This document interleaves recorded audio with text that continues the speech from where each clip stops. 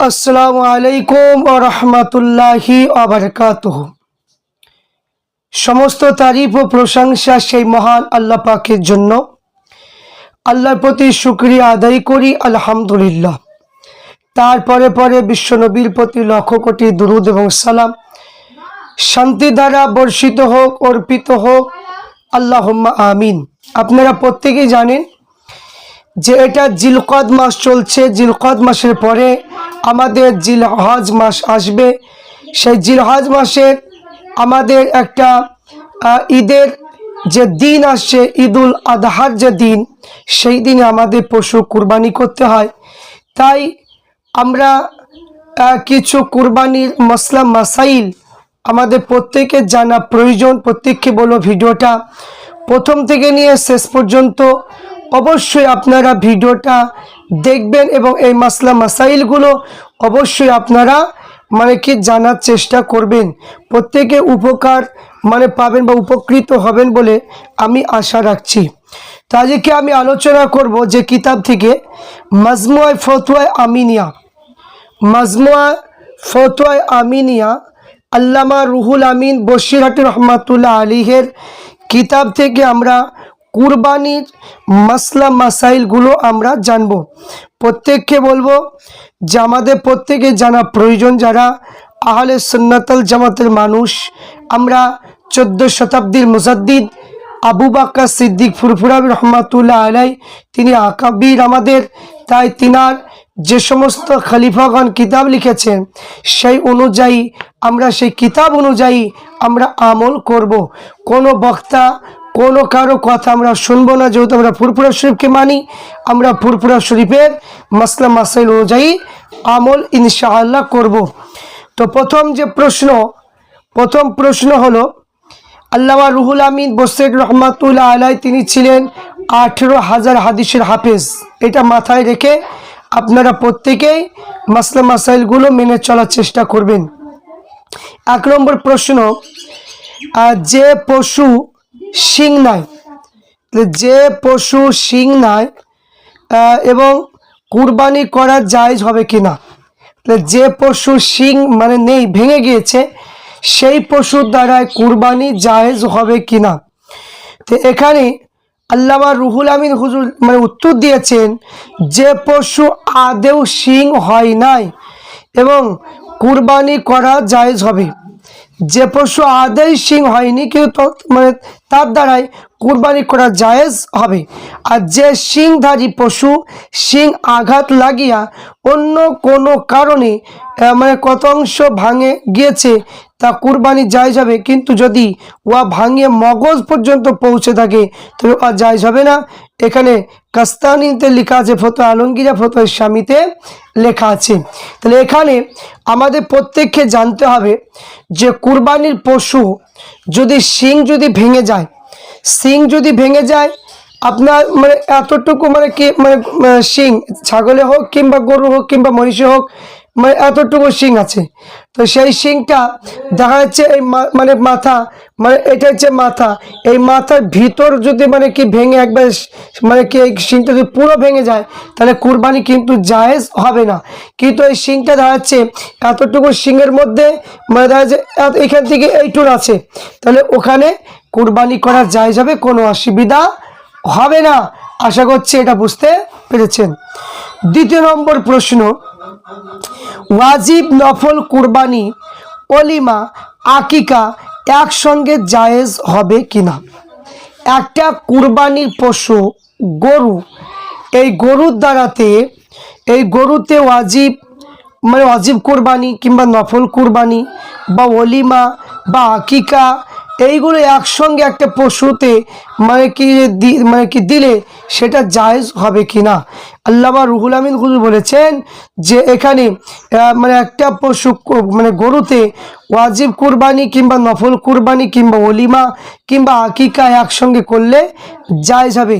তিনি যে ফতোয়ার যে কিতাব হাওয়ালা দিয়েছেন, ফতোয়া শামি কিতাবের মধ্যে লিপিবদ্ধ।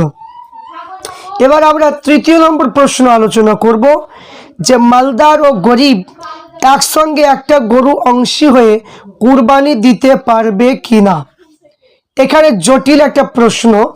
অনেকে মানে কি এই কথাটা বলে যে একজন ধনী ব্যক্তি, তার টাকা পয়সা অনেক আছে, অনেক টাকা পয়সা আছে, কিন্তু সে গরিবের সঙ্গে আপনার কি নেয়, মানে কি অংশ নেয়।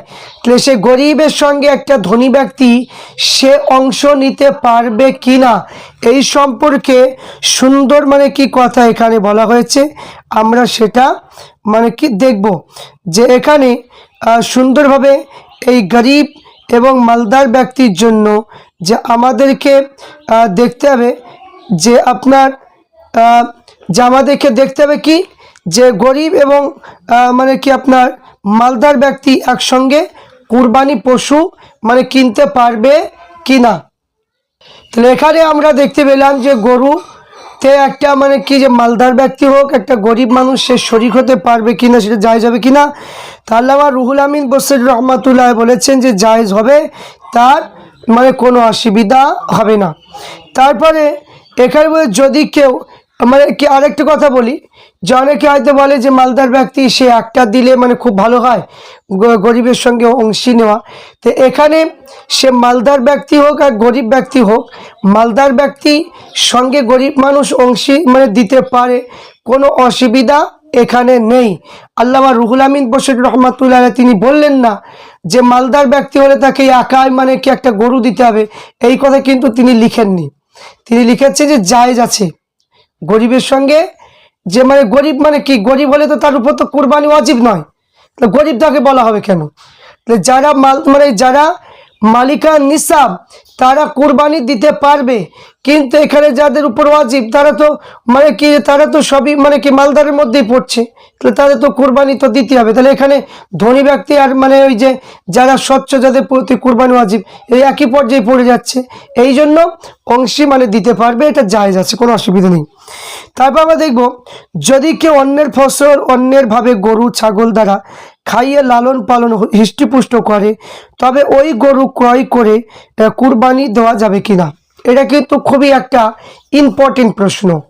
আমরা দেখতে পাই গ্রামগঞ্জে, আমরা দেখতে পাই কিছু কিছু মানুষ, আমরা দেখতে পাই কিছু কিছু মানুষ এরা ছাগল কিংবা গরু যখন কুরবানি রাখে মানে কি পরের বাড়িতে মানে খাওয়া দাওয়া করে, কিংবা মানে কি যে অনেকে পরের মানে অনেকে পরের ফসল খাইয়ে মানে গরু মানে পুষে, এই যে বিভিন্ন একটা মানে দিক আমরা দেখতে পাই, অনেকে এইগুলো মানে বলে।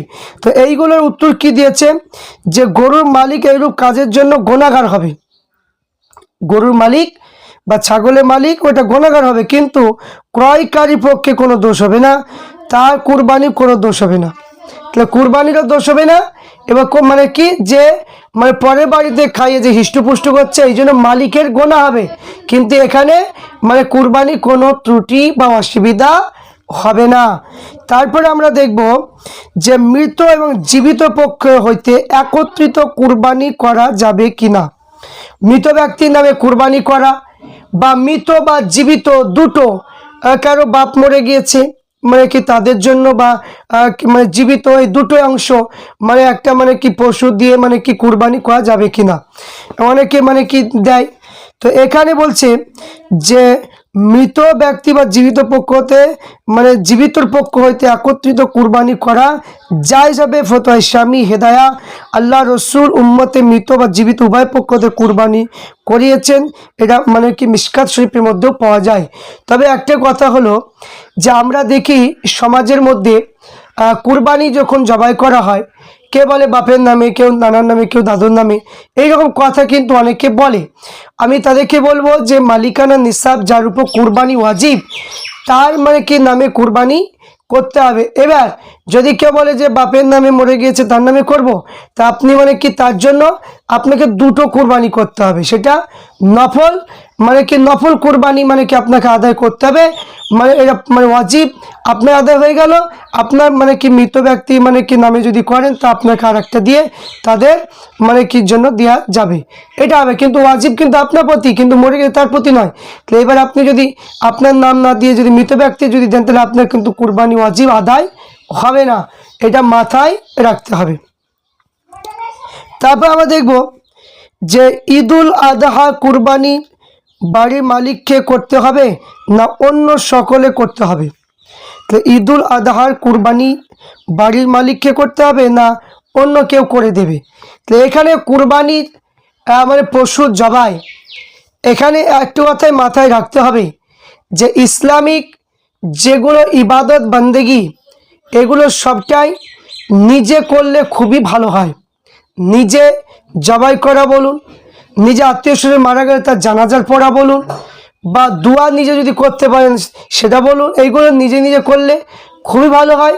কিন্তু বাধ্য হয়ে পারে না, এই জন্য মসজিদে ইমাম সাহেব দেখে করে দিতে হয়। তো কী বলে আল্লামা রুহুল আমিন হুজুর কী বলছেন যে কুরবানি নিসাব পরিমাণ সম্পত্তি মালিককে কুরবানি করা ওয়াজিব। তার নাবালক পুত্র কন্যা কুরবানি করতে হবে না।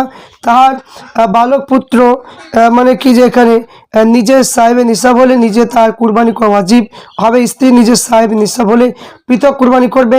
বা সম্পত্তি অংশীদারি হলে যদি সম্পত্তি ভাগ বন্টন করার পর প্রত্যেক সাহেবে নিসাব হয় তো উভয় পক্ষ কুরবানি করতে হবে।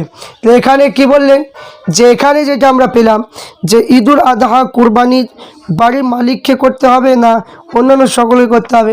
তো এখানে আমি যেটা মানে কি প্রথম বললাম যে কুরবানি জবাই করার ক্ষেত্রে আমি যেটা বলেছি সেটা হলো যে কুরবানি জবাই যদি আপনি করেন নিজের বাড়ির লোক যদি করতে হয় খুবই ভালো।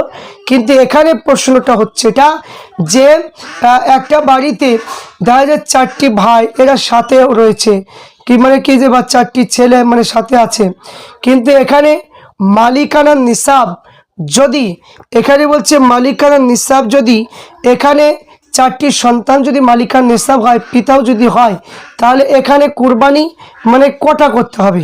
এই প্রশ্নের উত্তরে হবে যে বালেকপুরে নিজের সাহেবের নিসাব যদি হয় নিজে তার কুরবানি করা ওয়াজিব হবে। স্ত্রীর নিজের সাহেবের নিসাব যদি হয় তাকেও কুরবানি করতে হবে।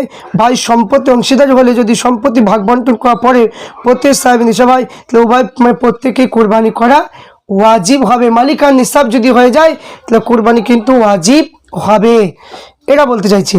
তারপর আমরা দেখব যে বিভিন্ন অবস্থাপনার লোক একটা গরু ভাগ দিতে পারে কিনা। বিভিন্ন অবস্থাপন্ন হ্যাঁ দিতে পারে, কোনো অসুবিধা নেই। আমি এর আগেও বললাম যে সে মানে কি যে একজন মানে বিশাল টাকাওয়ালা মানুষ আর একটা স্বচ্ছ মানুষ উভয় মানে অংশ মানে দিতে পারে, কোনো অসুবিধা নেই। ধনী ব্যক্তি বলে যে তাকে একা দিতে হবে এটা কোনো কথা নয়। তবে একটা কথা এখানে বলা যেতে পারে, কারণ এখানে অংশীতে থাকা এখানে বিভিন্ন মানে কি এখন বর্তমান সময় বিভিন্ন মত, কেউ গোস্ত খাওয়ার নিয়াতে কেউ মানে কুরবানি না দিলে কি লোকে কি বলবে, এই যে বিভিন্ন একটা ভাগ এইগুলো মানে কি কুরবানি মানে কি 7টা লোক যদি দেয় তাহলে 7 জনের কুরবানি একজনের মানে কি খারাপ মানে নিয়াতের জন্য মানে কি 7টাই মানে কি বাতিল হয়ে যাবে। এই জন্য একা দেওয়াটাই সবচেয়ে ভালো, এটাই হচ্ছে আসল নিয়ম। তাহলে আশা করছি আপনারা এখন যতগুলো আলোচনা করলাম মসলা মাসাইল এ পর্যন্ত আমি যেগুলো আলোচনা করলাম আপনারা বুঝতে পেরেছেন। পরবর্তীকালে আবার আলোচনা করব। প্রত্যেককে বলবো ভিডিওটা বেশি শেয়ার লাইক করুন এবং যারা আহলে সুন্নাত ওয়াল জামাতের মানুষ প্রত্যেককে বলবো যারা ফুরফুরা শরীফের মসলা মাসাইলকে ভালোবাসেন পছন্দ করেন বা ওই অনুযায়ী চলেন প্রত্যেকে অবশ্যই ভিডিওটা দেখে শেয়ার লাইক অবশ্যই করবেন।